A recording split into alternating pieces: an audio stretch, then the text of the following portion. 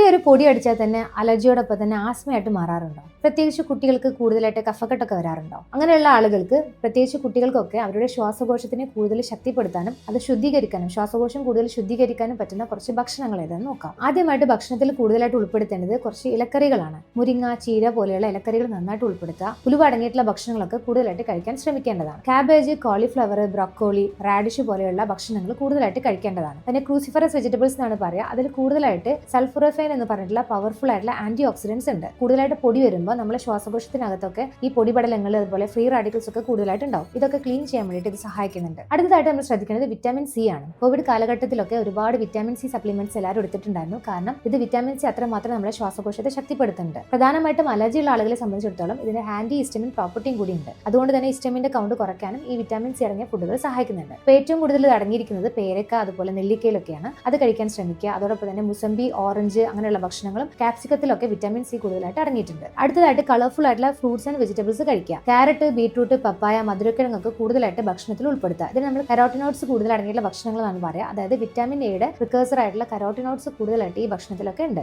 ഇതൊക്കെ കഴിക്കുന്നത് വഴി തന്നെ നമ്മുടെ ശ്വാസകോശം കൂടുതലായിട്ട് ബലപ്പെടുന്നതാണ്. അതുപോലെ തന്നെ ജനറൽ ആയിട്ടുള്ള ഇമ്മ്യൂണിറ്റിയും കൂടുതലായിട്ട് ഉണ്ടാവുന്നതാണ്. ഒമേഗ 3 ഫാറ്റി ആസിഡ്സ് അടങ്ങിയിട്ടുള്ള ഫുഡുകൾ കൂടുതലായിട്ട് ചെറിയ മീനുകൾ, മത്തി, അയല, ചൂര പോലുള്ള ഒരുപാട് മീനുകൾ കുട്ടികളും മുതിർന്നവരും കൂടുതലായിട്ട് ഭക്ഷണത്തിൽ ഉൾപ്പെടുത്തേണ്ടതാണ്. വിറ്റാമിൻ ഇ അടങ്ങിയിട്ടുള്ള ഫുഡുകൾ കഴിക്കുന്നത് വഴി തന്നെ ശ്വാസകോശത്തിന്റെ ഇലാസ്റ്റിസിറ്റി നല്ല രീതിയിൽ നമുക്ക് ഇംപ്രൂവ് ചെയ്യാൻ പറ്റുന്നതാണ്. ഇത് കൂടുതലായിട്ട് അടങ്ങിയിരിക്കുന്നത് സൺഫ്ലവർ സീഡ്സിൽ, സൺഫ്ലവർ ഓയിൽസ്, ബദാം, വാൽനട്ട് പോലെയുള്ള നട്ട്സിലും അതുപോലെ തന്നെ അവോക്കാഡോയിലൊക്കെ ഇത് നല്ല രീതിയിൽ അടങ്ങിയിട്ടുണ്ട്. ഇത്തരം ഭക്ഷണങ്ങളൊക്കെ കൂടുതലായിട്ട് നമ്മൾ ഭക്ഷണത്തിൽ ഉൾപ്പെടുത്തുക. പ്രത്യേകിച്ച് കുട്ടികൾക്ക് ഇത് കൂടുതലായിട്ട് കൊടുക്കാൻ ശ്രദ്ധിക്കേണ്ടതാണ്. കാരണം തുടർച്ചയുള്ള കഫക്കെട്ടും അതുപോലെ അലർജിയുടെ ബുദ്ധിമുട്ടൊക്കെ ഉണ്ടാകുമ്പോൾ അവർക്ക് ആസ്മയിലേക്ക് പോകാനുള്ള സാധ്യത കൂടുതലാണ്. അലർജിയുമായി ബുദ്ധിമുട്ടുന്ന എല്ലാവരും ഇത്തരം ഭക്ഷണങ്ങൾ കഴിക്കുന്നതിലൂടെ തന്നെ ജനറൽ ആയിട്ടുള്ള ഇമ്മ്യൂണിറ്റി ഡെവലപ്പ് ചെയ്യാനും അതോടൊപ്പം തന്നെ ശ്വാസകോശം കൂടുതൽ ശുദ്ധീകരിക്കാനും ശക്തിപ്പെടുത്താനും സാധിക്കുന്നതാണ്. അതിലൂടെ തന്നെ അലർജി, ആസ്മയിലേക്ക് പോകുന്നതൊക്കെ നമുക്ക് നല്ല രീതിയിൽ തടയാൻ പറ്റുന്നതാണ്.